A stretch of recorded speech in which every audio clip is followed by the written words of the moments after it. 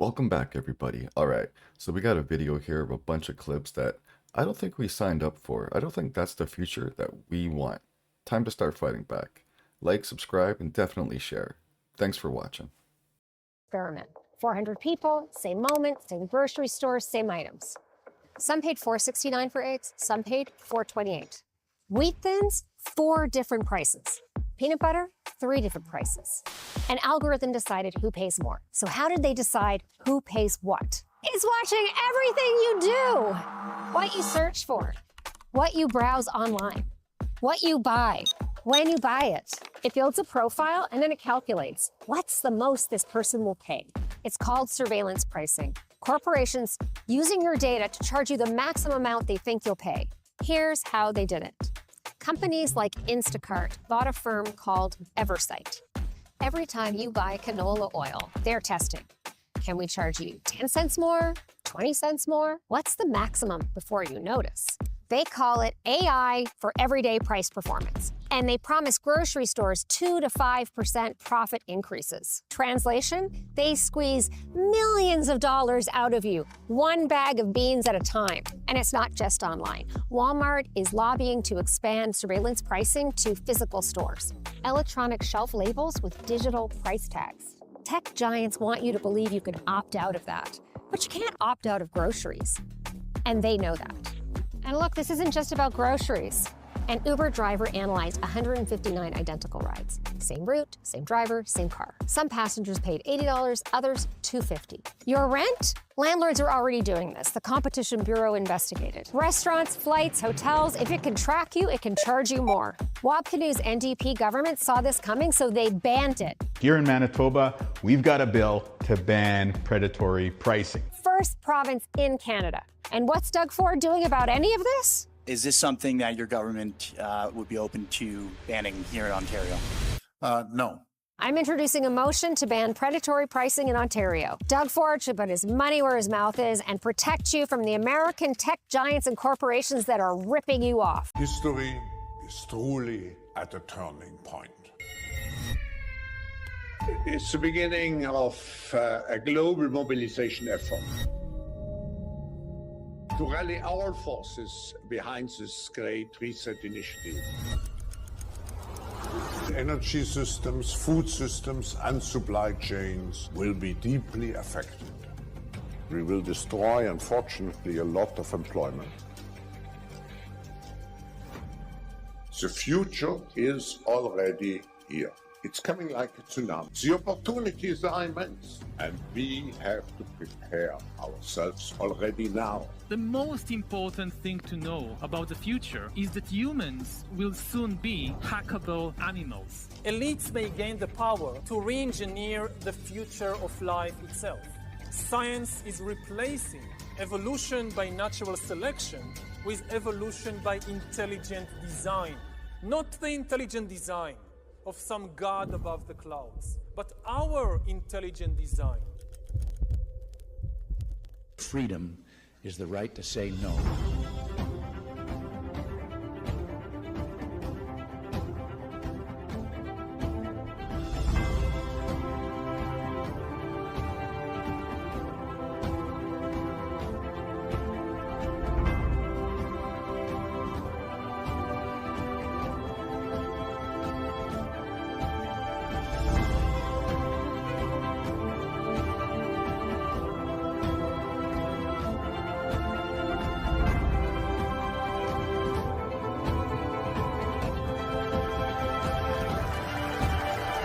One of the first people to ever blow the whistle on what she says is absolutely happening, and that our own government has been involved for decades, spraying chemicals into the air with no regard for the people those chemicals could be hurting. I want to welcome in former U.S. Air Force environmental specialist and geoengineering whistleblower, Kristen Megan. It's great to have you back, Kristen. Appreciate you being here. So you've been talking about this issue for years now. Can you take us through what you say is absolutely happening? Yeah, thanks for having me back. This is absolutely happening, and it's basically now openly admitted, even though you're getting kind of pushback from the EPA, but I don't think it's intentional. What I discovered around starting in 2007, I was working in bioenvironmental engineering in the Air Force. And like I had mentioned previously, I try to debunk this. And in the attempt to debunk it, I realized, as somebody who was approving forms called Air Force Form 3952s, I had to reject these toxicants on formerly known as an MSDS, now an SDS, because they're the very same toxicants we were trying to engineer out of the workplace. So why would we be procuring more? So lots of soil sampling, air sampling. Once I got threatened, I knew I found something, and it's very much happening. In fact, when I finished my master's around 2015, it was in one of my environmental textbooks that they were doing it. So it's a shock to me that people still think it's not happening. Yes, yeah. I sold the book, but I wish I still had it. And we can all see it if you look up, and it just doesn't make sense, that it's coming from like a Delta flight flying overhead. So your role in the Air Force, if I'm understanding it correctly, was basically to approve these flights long before takeoff, and eventually you just said, no, I'm not going to do this anymore. Is that accurate broadly? Well, it wasn't approving the flights. So when you're using hazardous materials, you have to track them from cradle to grave, use and disposal.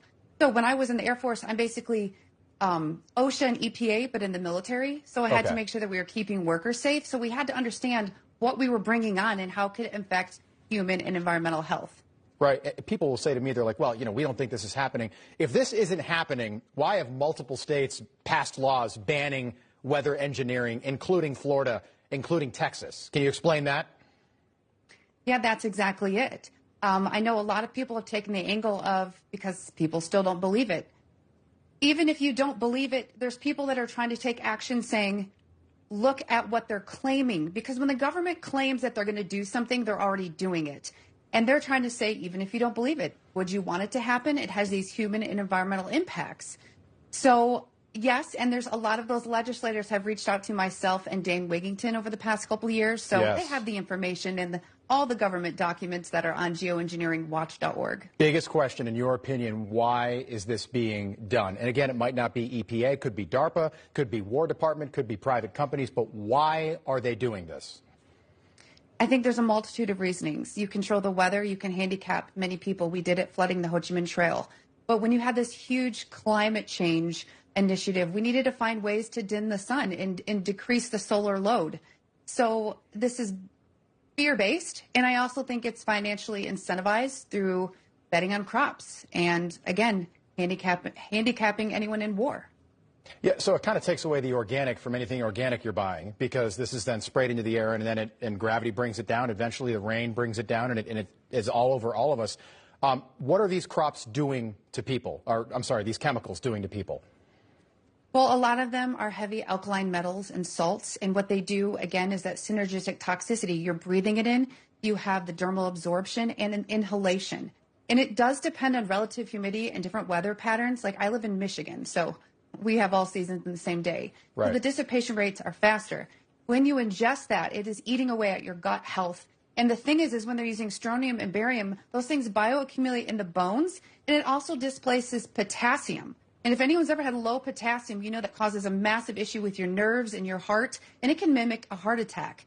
So we're getting massively bombarded because, again, different routes of exposure, and depending on where you live, you can be more exposed already because you have background elements in your drinking water. Jeez, it's so scary. Kristen, we appreciate you being with us again tonight. Thank you. Look forward to having you back. Kristen Megan, again, one of the only people willing to talk about this publicly. Thank you. You're saying they're brainwashing. Okay, you're saying these people that are experts in brainwashing is using the Department of Education to brainwash our children. Yes. What are they after? Why are they doing it? Well, if you want to move a country from a free individualistic economy, which we have. Yes, or had. Or had, okay. To a planned economy, you have to do it through the schools. You have to dumb down and brainwash, change the attitudes and values. You have to completely, social engineering has to go on constantly. And many teachers know what I'm talking about. And people are going to say, well, when did this start? And who on earth ever did this? Why would a plan like that be allowed to be carried out? That's right. Well, then you have to go back to 1934, which I will do, and we have to go to the three-pronged fork, okay? So I do think that the watershed year, although you can go back to the early part of the century when the Rockefeller Foundation and the Carnegie Corporation were deeply involved in education. And it was decided then that Carnegie would deal with the international part and Rockefeller domestic.